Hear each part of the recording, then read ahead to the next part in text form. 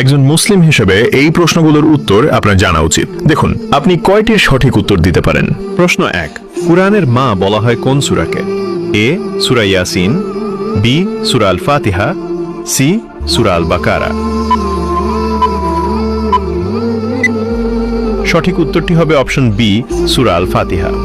প্রশ্ন 2, কুরআনে মোট কতটি সূরা রয়েছে? এ 114টি, বি 120টি, সি 110টি। সঠিক উত্তরটি হবে অপশন এ 114টি।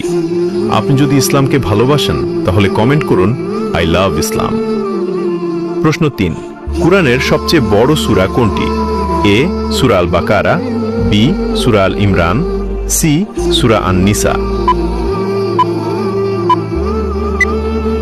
সঠিক উত্তরটি হবে অপশন এ সূরা আল বাকারা। প্রশ্ন 4, কুরআনের হৃদয় বলা হয় কোন সূরাকে?